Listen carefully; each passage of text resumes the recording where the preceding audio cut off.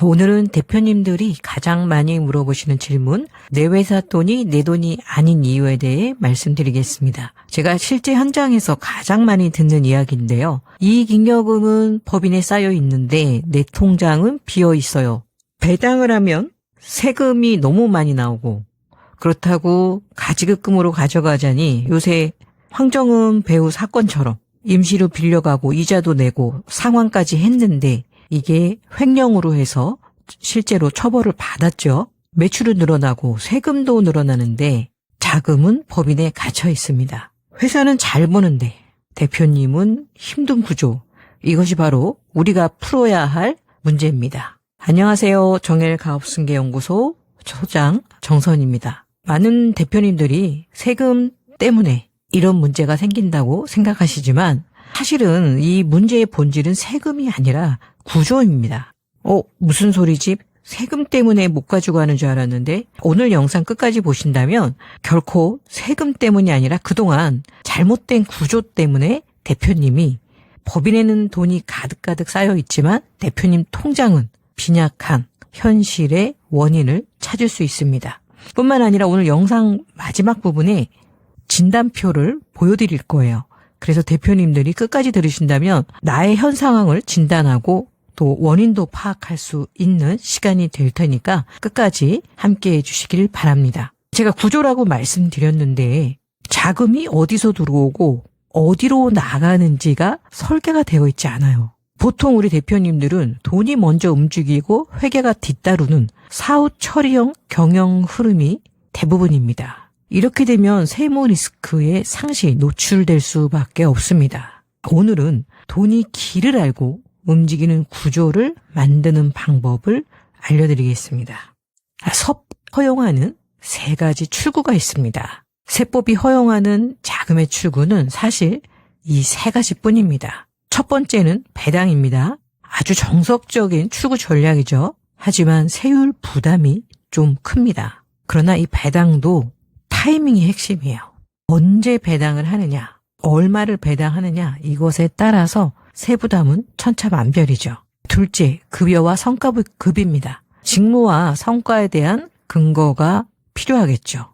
이 부분이 제대로 되어 있지 않는다면 근무와 관련돼서 나는 가져갔다고 생각하지만 국세청에서는 불인정한 사례도 적지 않게 있습니다. 따라서 대표님들은 급여, 성과, 특히 연말에 우리 회사가 수익이 많이 나서 성과급을 갑자기 높게 특히 대표님만 가져간다거나 이렇게 하는 것은 상당히 리스크가 있습니다. 3번째는 지분거래입니다. 자사주배익, 감자, 지주회사 전화를 활용하면 자본거래로 세금 부담을 경감할 수 있습니다. 출구 전략은 바로 이 3가지. 이미 이 출구 전략 방법은요, 세법 안에 있습니다. 다만 사전에 이것을 구조화했느냐가 세금의 크기를 가릅니다. 출구 전략 3단계 원칙이 있습니다. 첫 번째, 흐름의 구조화입니다. 자금과 목적별로 계좌를 분리하고요. 예를 들면 영업자금, 세금 적립, 대표 성과, 투자 적립 이렇게 계좌를 나누는 거예요. 두 번째는요, 법적 근거화입니다. 우리가 아무리 미리 계획을 짜고 목적별로 계좌를 분리하고 하더라도 법적 근거가 없다면 자금 이동 사유를 세법상 합법적으로 보지 않기 때문에 우리는 이 법적 근거를 통해서 세법상 합법 루트로 고정을 해야 합니다. 배당, 급여, 지분거래 등이 근거를 만들어둬야 된다는 거예요. 최근에 사건이 된 가지급금도 제대로 근거만 만들어놨다면 그렇게까지 처벌을 받진 않았을 거라고 생각되거든요. 3번째, 가장 중요합니다. 바로 시점의 분산이에요. 시점의 분산. 특히 우리가 어느 정도 규모 있는 자금을 개인화하실 때는 적어도 3년에서 5년 정도 로드맵을 나누어서 과세를 분산해야 돼요. 우리나라 세금은요, 누진세입니다. 따라서 이렇게 시간을 분산을 하게 되면 이 누진을 낮출 수가 있죠. 그래서 3번째는 시점의 분산입니다. 출구 전략 3단계 꼭 기억하셔야 돼요. 흐름의 구조화, 법적 근거화, 세 번째 시점의 분산화입니다. 이렇게 하면요, 돈이 움직일 때마다 세무 리스크가 아니라 세무 전략으로 바뀌는 거예요. 한 끗 차이죠. 실제 사례를 하나 제가 소개를 해드릴게요. 이 회사는 매출이 한 200억 정도고 순이익이 한 2억, 이익잉여금은 30억 정도였어요. 최근에 들어와서 급성장하면서 잉여금이 인제 쌓이기 시작하는 거예요. 이 회사는 이렇게 구조화를 했습니다. 첫 번째는 자사주 매입을 통해서 10억을 합법적으로 출구를 만들었고요. 둘째는 퇴직금 누적 제도를 신설해서 5 정도를 적립을 했습니다.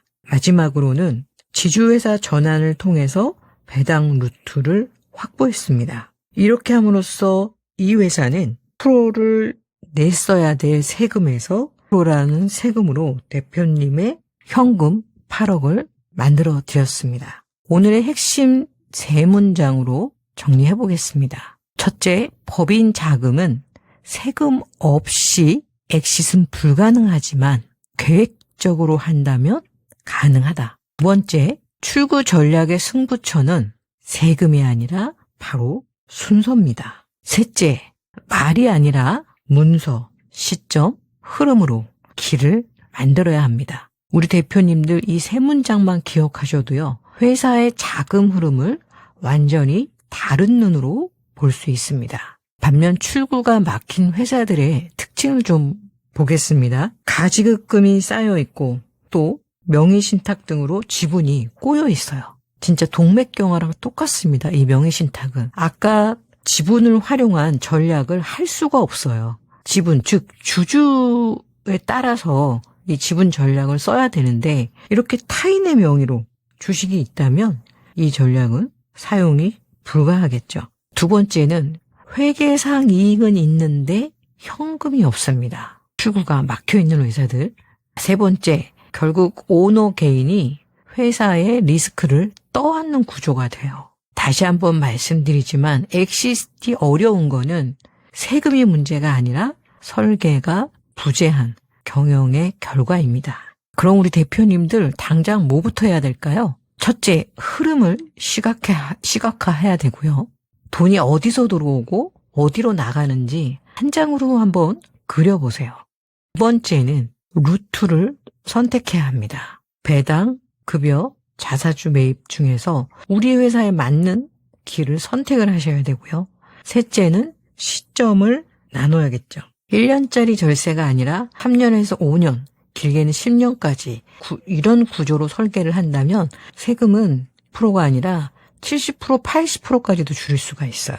복잡한 회계보다는 우리 회사에 맞는 이런 구조를 명확하게 한 장만이라도 만들어 놓으신다면 대표님의 그 노고가 결코 헛되는 일은 없을 겁니다. 오늘 강의의 결론은 하나입니다. 회사를 위한 돈 관리가 아니라 회사를 지키는 자금 구조를 만들어야 됩니다. 지금 바로 법인 자금 출구 전략 자가 진단표를 다운받으셔서 한번 체크해 보시기 바랍니다. 3분이면 우리 회사 자금이 어느 루트에서 막혀 있는지 확인할 수 있습니다.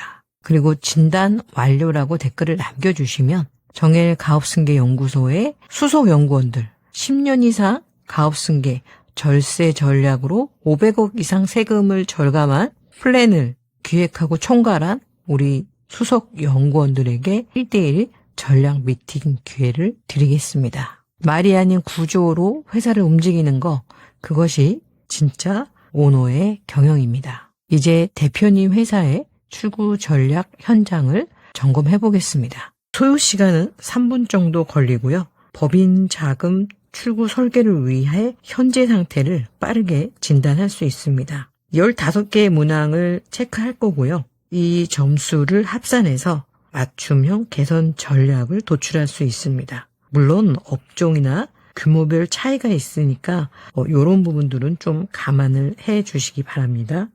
첫 번째는 자금 흐름 구조입니다. 목적별로 계좌가 분리되어 있습니까?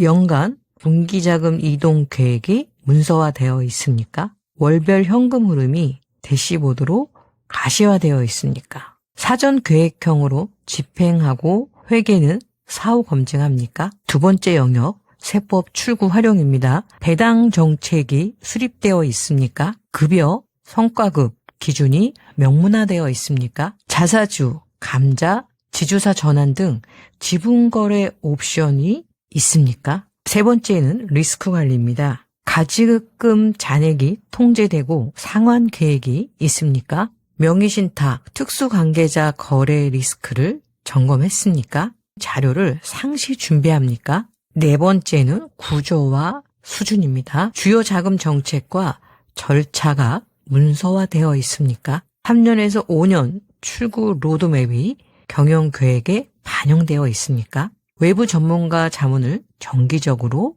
활용하고 계신가요? 다섯 번째 영역은 출구 실행력입니다. 이익잉여금 활용 계획이 있습니까? 오너 개인 자산 전환 경로가 명확합니까? 채점은 간단합니다. 여기서 예스는 1점, 노는 0점으로 체크한 후 합산을 한번 해보시기 바라고요. 문항이 15개니까 모두가 예스면 15점, 노가 있을 때마다 1점씩 줄어들겠죠. 자, 진단 결과 12점에서 15점이다. 그러면 우리 대표님 우수한 점수를 받으신 거고요. 현재 구조를 유지하고 배당 타이밍 최적화 및 지분거래 고도화에 집중하시면 돼요. 나는 8에서 7점이다. 이 정도면 우리 이제 평균 정도의 점수고요. 부족한 영역을 선정해서 개선 프로젝트를 하실 것을 추천을 드립니다.